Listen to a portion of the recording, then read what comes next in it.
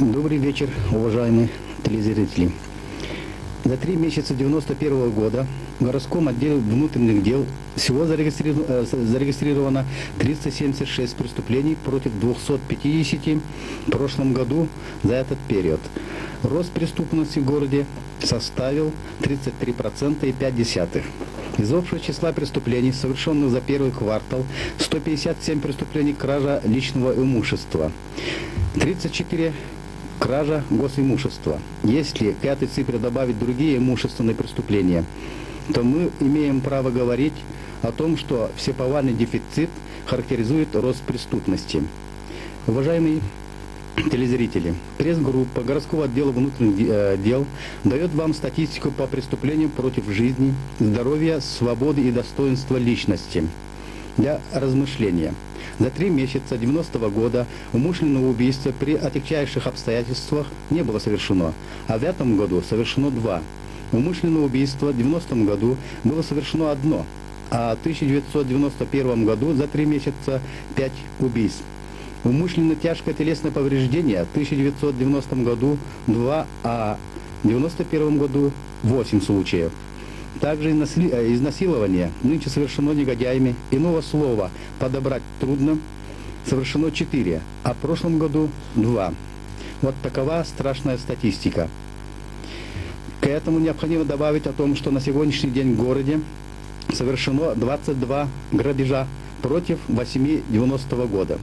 Предметом данного вида преступления чаще становится меховая шапка. Да, рост розничных цен – действительность. Явится ли он гарантом нашего благополучия? Вопрос времени. А рост преступности по статистике идет опережающе. Пресс-группа не расписывается в бессилии солдат правопорядка, а посредством статистики призывает весь город всем миром бороться со злом. А личный состав отдела делает все возможное, что любой преступник будет изобличен и осужден. Так, с 21 по 23 марта в городе под руководством городского совета народных депутатов при помощи общественности проведена комплексная профилактическая операция «Преграда». Вкратце, в ходе операции 19 человек привлечены к административной ответственности за совершенное мелкое хулиганство, 32 гражданина за появление и распитие спиртных напитков в общественных местах, 7 человек за нарушение паспортного режима и 3 гражданина за приобретение спиртных напитков домашней выработки. Выявлено 81 нарушение правил дорожного движения, из них 52 водителя оштрафованы. 27 родителей привлечены к административной ответственности за невыполнение обязанностей по воспитанию детей. В ходе операции раскрыто 4 преступления.